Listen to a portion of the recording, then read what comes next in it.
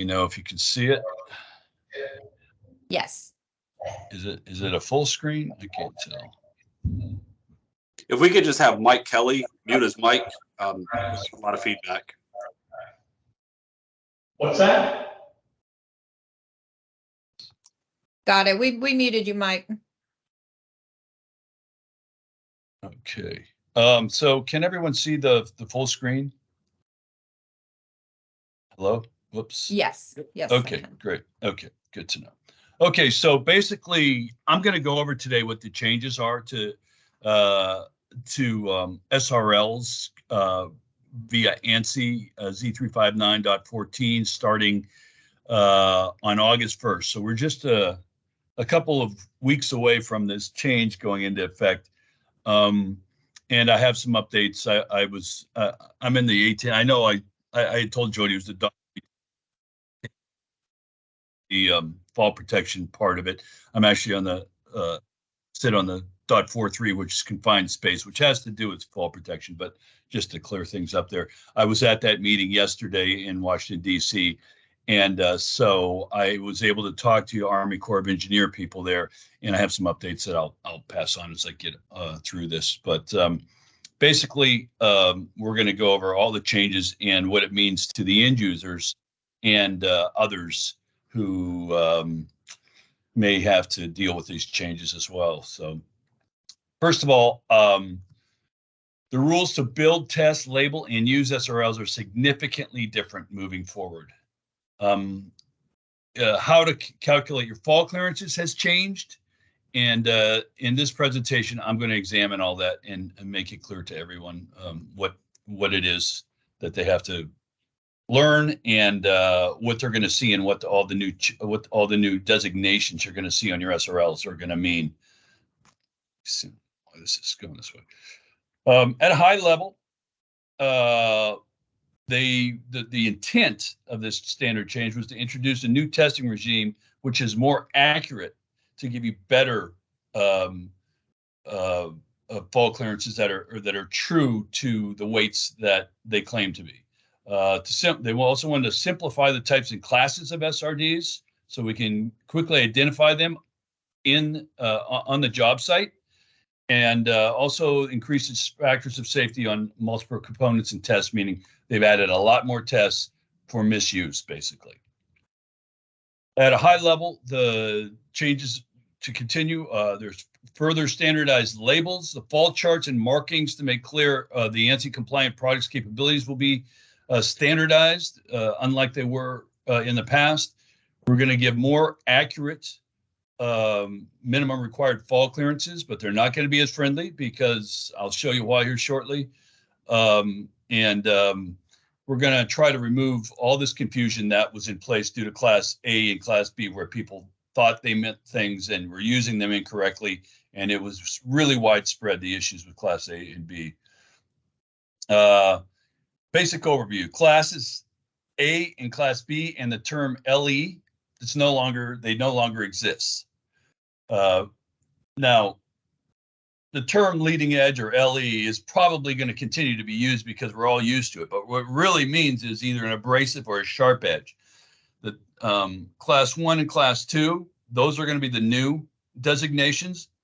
Class 2 will replace the term LE, but they are not exact flips from A and B, as you'll see as we go along. All SRLs tied off below D-ring must now pass a Class 2 test, which is like the old leading edge test. In other words, anytime you're tying off below your D-ring, you're going to need a sharp edge SRL to meet ANSI standards. And the maximum arrest distance is 42 inches for all overhead tie-offs. In other words, in the past, if you had a Class A, it was 24 inches, and it was 54 inches to meet a Class B. Now, all of them must meet the same arrest distance, which is 42 inches. But as you're going to see, you don't even need to know that. That's for the manufacturers to use in their calculations. Manufacturers' testing has become much more rigorous. This is one of the big changes. We went from testing everything with 282 pounds or 300 pounds in a few cases to a true 310-pound test mass. You can imagine the fall clearances are not the same from a 310-pound test mass to a 282-pound test mass. We had a foot and a half manufactured at 1.5 feet of safety factor, but in the end, you were still putting a guy 310 pounds on a SRL that had never been tested with 310 pounds on it. We're also tested for possible misuse because we know now how people will misuse the products and where they've been misused. So those tests were incorporated so that the products will still work even when they're misused by end users. And the static test weight has gone to a true 2.5 or 2-to-1 safety factor, and that has caused a lot of problems with some of the old products that can't handle that. Where you pull a product all the way out, put a 3,600 pound mass on it, or I'm sorry, 1,800 pound mass on it, and it has to hold that whole time. Single page fault charts incorporating the swing fault must now be attached to all Class 2 SRDs. And I'll show you some examples of this, but basically, for a fault chart, you're just looking at one chart now, and it has to be on the product physically. Quick backstory, this standard was approved in June of 2021. That's why it's called Z359.14-2021. It was published in July of 2021, nearly 2 years ago now, or over 2 years ago now. The effective date was originally August 1st. It was pushed back 6 months to February 1st, and then it was pushed another 6 months. That was due to a lot of manufacturing saying, we can't be ready in time. We're having supply chain issues. And some of that was true, and some of it was just, it's really tough to meet these new standards. And a lot of product that is in use right now will not meet the new standard. Just a quick history, the SRL, SRD changes. Prior to 2012, the term LE didn't even exist. And it was not in ANSI. It existed in OSHA as a leading edge, meaning a moving edge on a work site. So it didn't necessarily mean that the edge was sharp or would cut anything if it went over it. But most of the folks who were complaining about stuff not working over the edge were deckers who were going over edges that were sharp. So when ANSI decided to do something to help the deckers and build an SRL that met the safety factors to keep people from snapping their cables when they went over a decking edge, they borrowed the term leading edge, which confused a lot of people because it means one thing for ANSI. It's just for ANSI, it's a type of a manufactured product, a type of testing. For OSHA, it's a physical description of the workspace. Then in 2012, that's when they actually did this, and that's when they actually adopted that term. 2014, they had new test requirements. They added all these things to make it more specific. Then 2018, new bulletin came out saying, abrasive and concrete edges are different than sharp edges. They require more testing. We don't have a test for that, so ask your manufacturers to do something about it. And then finally this year, or in 2021, the -14 2021 was published, and CSA in Canada is pretty much the same thing. They follow pretty much the same rules. Just a quick thing, you're going to hear me say SRL and SRD, so I just want to shorten it. It used to be SRL meant self-retracting lanyard when they first came out. Then they turned it into self-retracting device, and then they came back to SRL, but changed it from self-retracting lanyard to self-retracting lifeline. Basically, SRL, SRD, they all mean the same thing. Unofficial terms, big blocks, yo-yos, other terms people use for them. There are a number of popping up here. Just real quick again, just so everybody understands, we're going to be talking about ANSI today. OSHA and ANSI are not the same. OSHA is a government agency. ANSI is a, excuse me, consensus standard where manufacturers, insurance companies, construction companies, unions, and anyone interested in the products all get together and agree upon how things should be made. And OSHA never tells you how to make something. They just tell you to follow the instructor. They just tell end users to follow instructors or the instructions of the manufacturers. ANSI actually tells us how to make and test things. Again, it's a government agency. We all know that. Let me figure out how this computer of mine is setting up here. There we go. And ANSI, again, it's a nonprofit organization. And again, we do know that sometimes, and quite often these days, OSHA will call out under 1926 best standards that you follow ANSI. And I know in the state of California, they basically, Cal OSHA will enforce ANSI as if it's OSHA. And that's true in other places.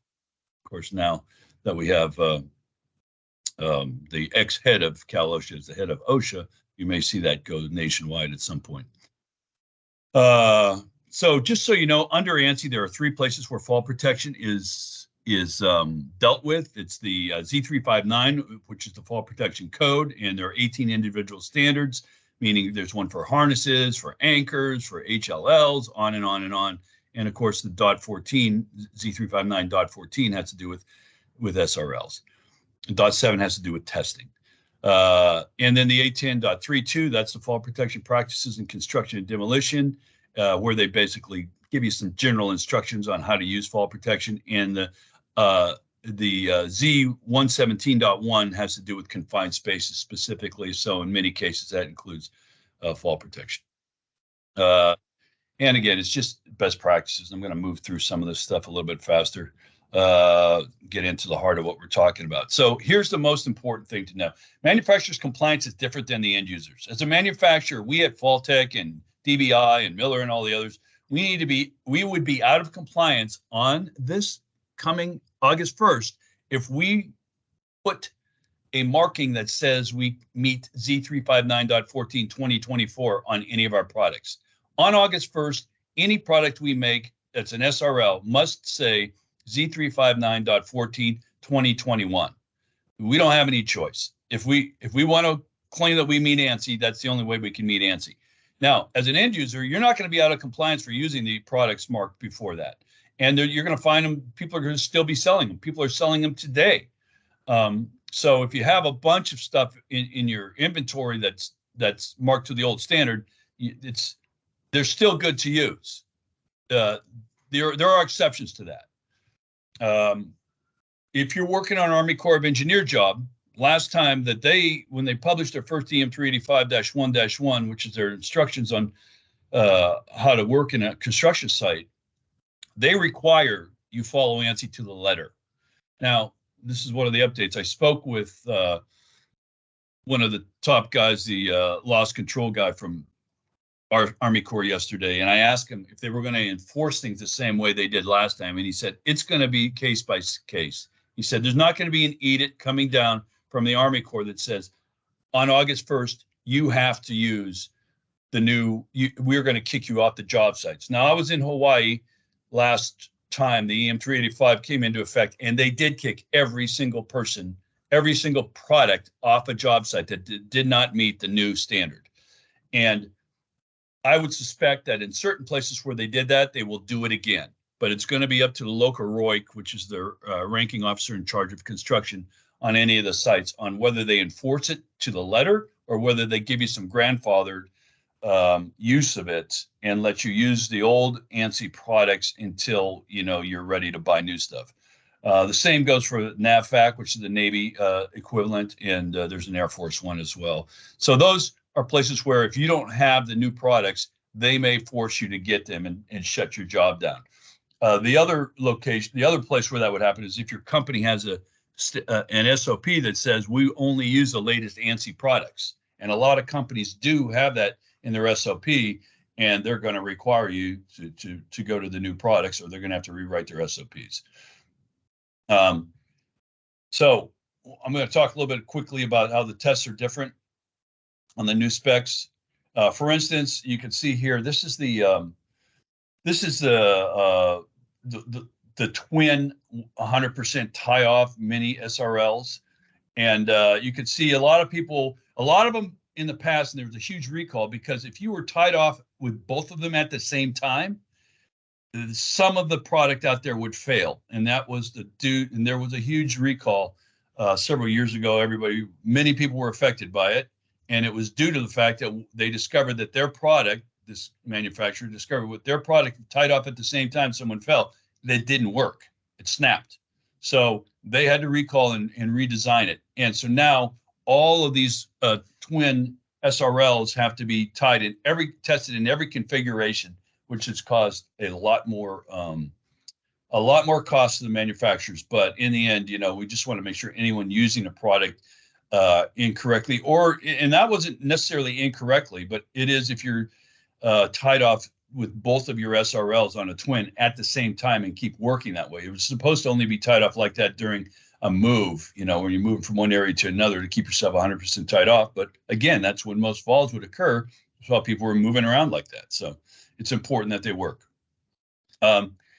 These are the new types of SRLs. Some of them aren't that new, but they are new. The way they're designated. So the term SRL is going to mean big blocks. Anything like a 20-footer, a 30-footer, a 50-footer, 150-footer, that's an SRL. An SRLP is something that's a personal. The P stands for personal, and it's something that's worn right on your back. So those are always going to have the SRL body tight to your back, and usually they're maybe 11 feet max. You're going to find in the workplace. And then there's the SLR, which is the rescue units. Now, after these classifications, these are the ones that are gone. The SLR, it says it's gone, but it's just changed. SLR, that's changed a little bit to SLR LE. So those used to be the three designations with these two classes. Now we have SLR, SLRP, SRLR, and class 1 and 2, but they don't match correctly. Don't worry, I'll show you right here. Three types of SRDs that we just showed, or SRLs, must be certified as class 2. So every type of SRD or SRL has to be either a class 1 or a class 2, all of them. And they all must have on their body in a conspicuous location these squares, either black letters on a white background that says class 1 or white letters on a black background that says class 2. If it's a personal, it's going to have a 1-inch square like you see in the bottom. I mean, they look the same here, but you just have to read what I say.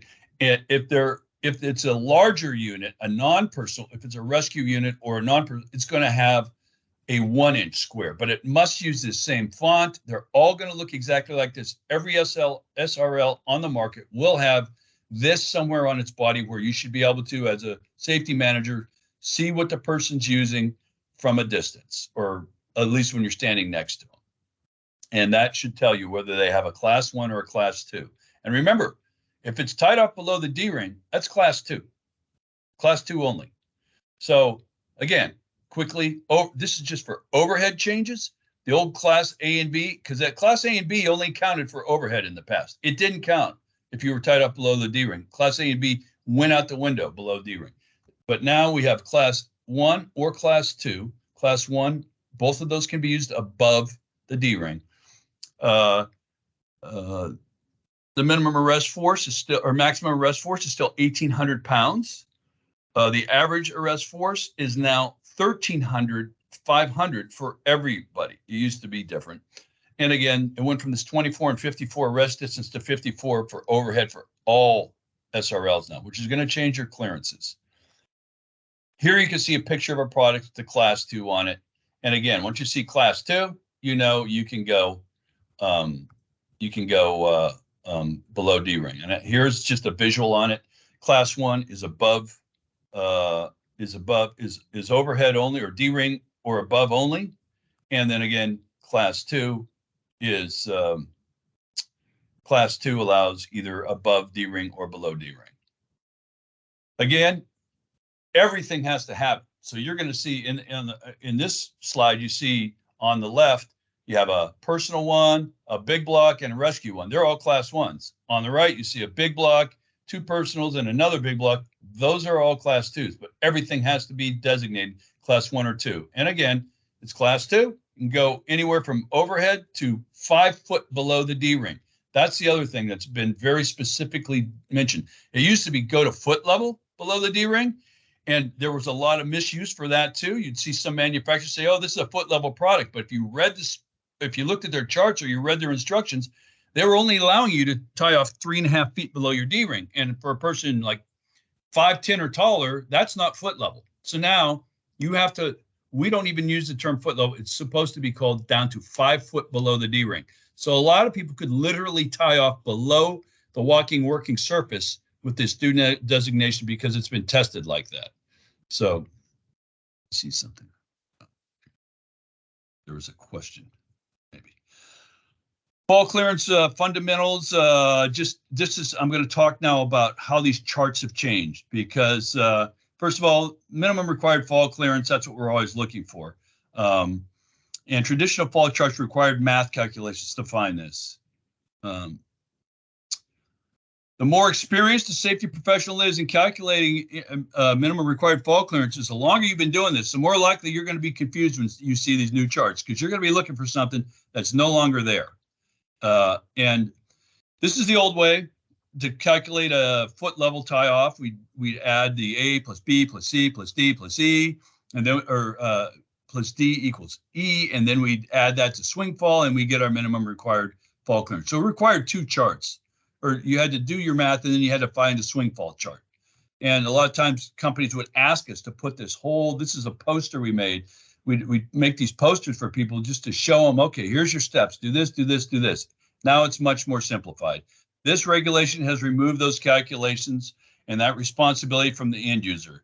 All class 2 charts will have the values pre-calculated, including the swing fall, and there is no more math.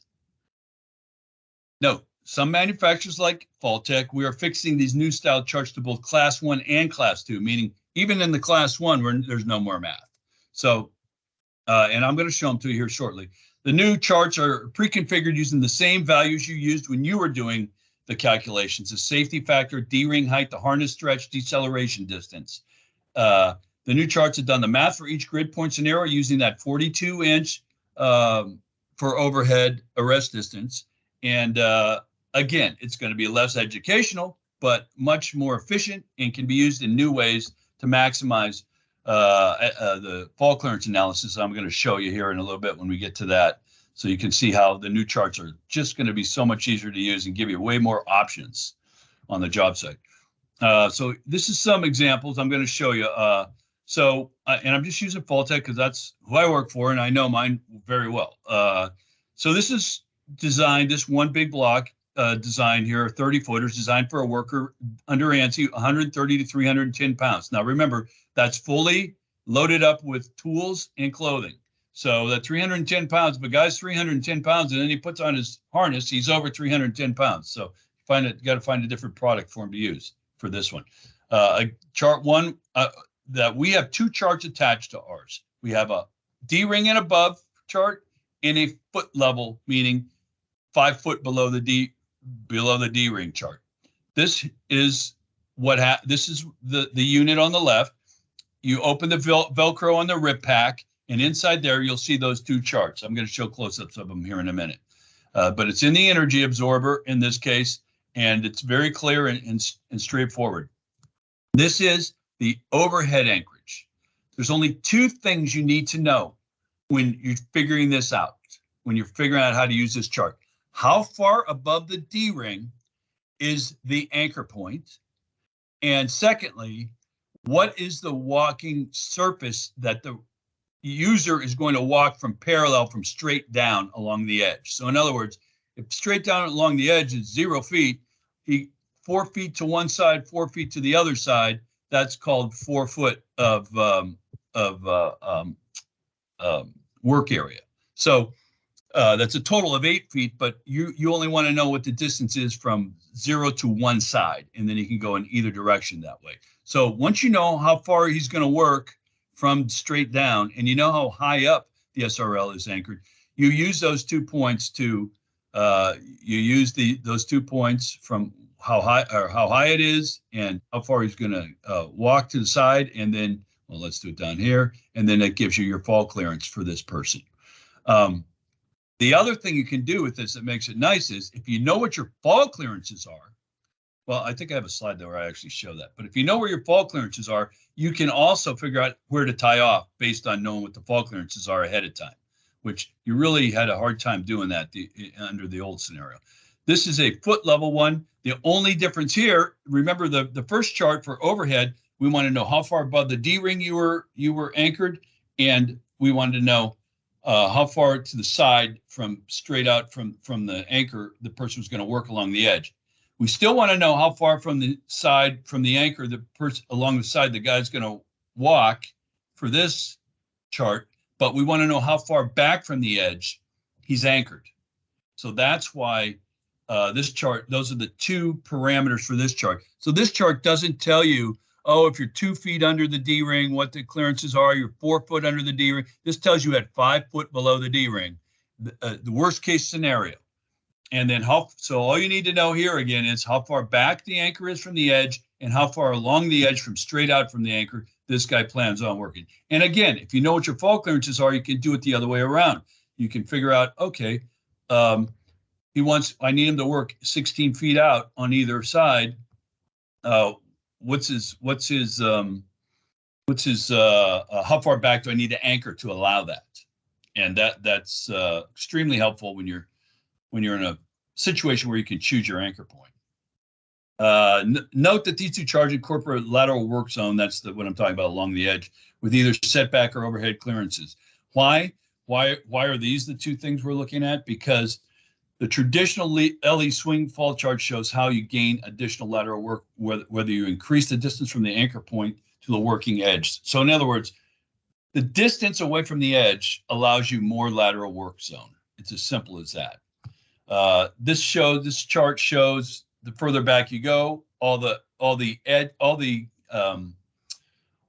distance you gain in your work zone. And again, the reason is ANSI only allows 4 foot maximum addition to your fall clearance due to swing fall. So even though the one on the right, I can't see it with my, oh, wait, where did I put those glasses? Oh, there they are.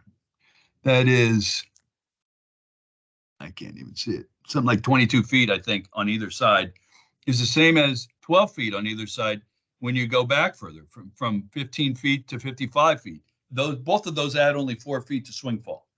And so that's the type of information you understand. Always try to tie off as far back from the edge you can when you're on a foot level tie off. Same goes for overhead. You see in this picture, the higher up you go, the more work zone, the more lateral work zone you give the worker to only add that 4 feet of from swing fall. So always go as high as you can, always go back as far as you can to give yourself better clearances. And sometimes, and people will ask, why do we show the red zones if you're only allowed to add that 4 feet? Well, sometimes you're working on a bridge or something like that. We want people to know what the fall clearances are. We don't recommend anybody work in those zones, in those red zones. SRLs don't work as well when you add more than 4 foot of swing fall, but in a bridge and things like that, where there's, unlimited clearance below, it's nice to know what those clearances would be all the way when you go all the way out to the edge. Now, some of the issues with this new rules from ANSI are this. Even though we're all told to put these fall clearance charts on our product, we're not all going to be consistent. And it gets a little confusing. This is a chart that's on one of our competitors' fall clearance. This is one of the fall clearance charts for one of our competitors for a big block. You can see this is a foot level tie off. What you may not see on this is that if you look where that SRL is tied off, there's this weird gray zone and a little point of black that comes out towards the edge there. That's because they don't allow you to tie off on the edge. You are not allowed to tie off on the edge. They want their entire SRL and the rip pack back off the edge and anchored in that way. And even in this chart, there's only a tiny little asterisk where it says distance of 0 foot, 0 meters. And then there's a tiny asterisk from the leading edge. You go and you find in their instructions somewhere what that asterisk means. It means, no, you're never 0 foot. You always have to be about 2.5 foot anchored off their edge. So you got to be really careful when you look at these charts versus ours and some others. Make sure if you need to tie off on the edge that you have a product that allows you to tie off right on the edge. So like this could never be tied off on an I-beam for this reason. If the guy's walking on an I-beam, you just couldn't do it. they don't allow it. So there's going to be some confusion when people are trying to figure out these different charts. In the past, everyone did it the same way. Now we all have our different designs. Here's another one of my of our competitors who's built a chart very similar to ours, but they decided to do it in a 3D model. So if you study this, you can understand you have they're just showing two different guys with two different types of fall clear. One has an obstruction on the way down and the other one does not. I'm not sure why they decided to do it this way, but they did. And again, if you're just glancing at it at first, it might be confusing to try and figure out what you need to figure out from the picture to get your fall clearance. The good news is on the personals, which also have to have the fall clearances because they don't have that big distance to allow, 20 foot back and things like that. The two things you're looking at for them, again, is where's the anchor point and what's the lateral work zone? How far from the anchor along the edge is the guy going to work? And so these are more of what they call a Da Vinci style fall clearance chart. And they're pretty consistent from manufacturer to manufacturer. Here's an example of three of the FallTech one on the left and then two other manufacturers. You can see they're all, the way they're laid out is pretty clear for people. All they want to know is where's your anchor? And then you find your anchor and a distance from the D-ring. So they're negative from D-ring down and they're positive from D-ring up, and it's 0 at the D-ring. And then you find your lateral work zone. And based on that, it tells you what your fall clearance is in these charts. The problem with this, and we're going to try and clean ours up a little bit, is that, a lot of places you have these lines that go through the middle of grids. And so it's kind of like, well, which side of that grid am I supposed to be looking at here? And, so, I mean, oftentimes it's only a foot or so difference, but that could matter. So some of us are going to try to make it, get these curved lines out of there and just give you full straight grid boxes to use.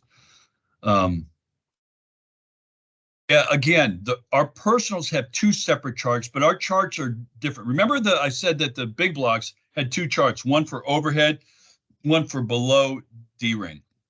I'm sorry, above D-ring, one for below 5 foot below D-ring.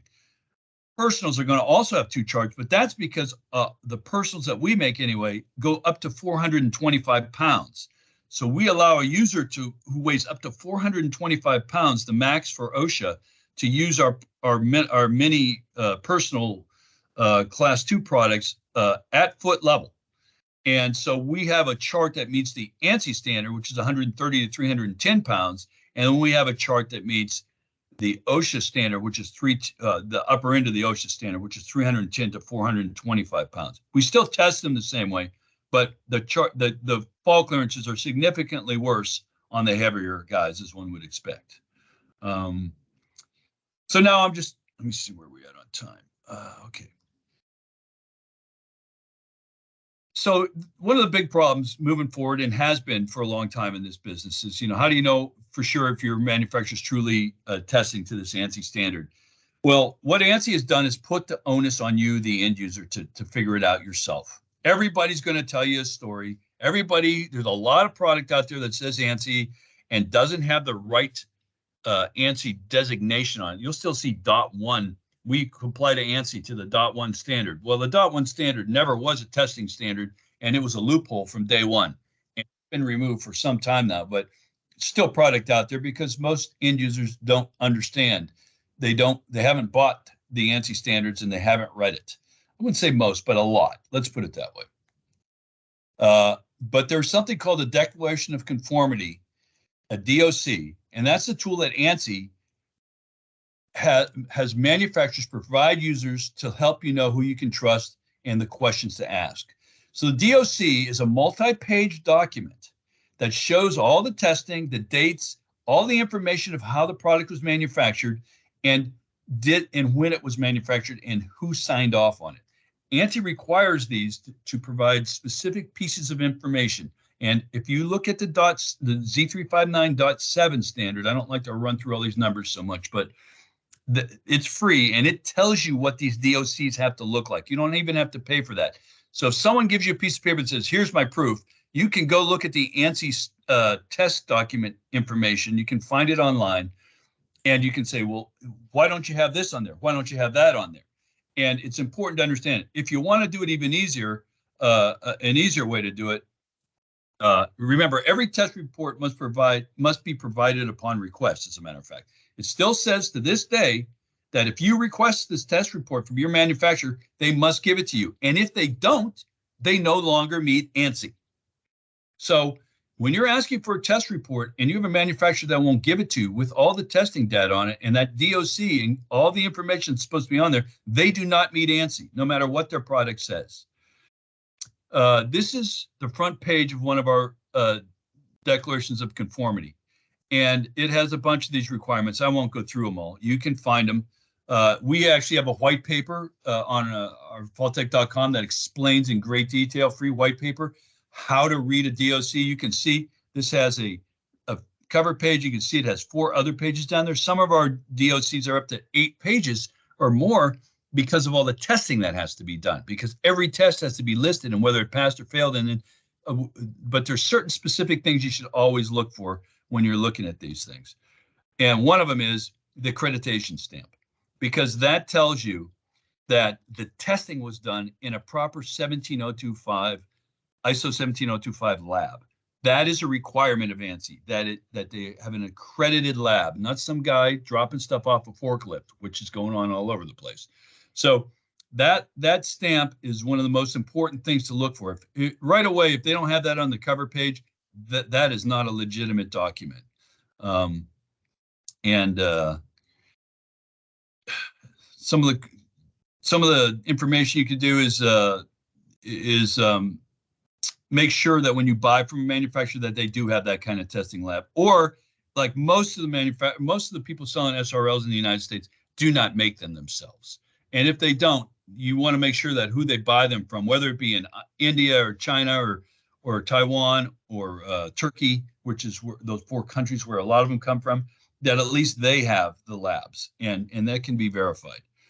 This is a document. This is what was called a DOC from a competitor. That this is the current DOC. You can see it has almost none of the things it's supposed to have to meet it. But this is what they'll give you if you ask for a DOC. Don't accept it. Ask, where is the certificate of conformity? And on their website, the certificate of accreditation should be on their website. This is ours. Alexander Andrew is doing business as FallTech. They look like this. They're on the websites, and you can look them up online under the IAS, the International Accreditation Service. They list everybody there. And it's also important once you're on there to look at the scope, because a lot of people will have a test lab, but it'll only be for harnesses, which is a very inexpensive lab to build. A true SRL or anchor test lab costs several $1 million to put together. And and if you look at all these scopes, they also will tell you what they can test there. So you can look at this quick document and say, are they allowed to look at SRLs and anchors, or are they just putting a scope on there? Again, this shows you the close-up of the .14, meaning that we meet the SRL 17025 standard. Again, this is what you find when you go to search results. You can search on this on the International Accreditation Service and find your manufacturer, make sure he makes them. So this is just a manufacturer's best practices checklist moving forward for this. Make sure they have a lab that covers all the scopes for all the 7359 standards. Make sure that everything is manufactured under quality management program, usually in ISO 9001.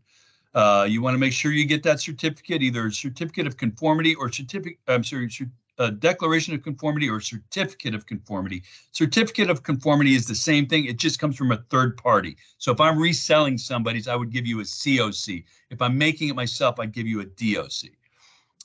Third party independent engineer witness stamp and signature should be on there as well. He will stamp it, and so we have someone come in. He doesn't work for us. He's a professional engineer. He witnesses the testing and then stamps off, yeah, I witnessed it, and yes, they did all this stuff.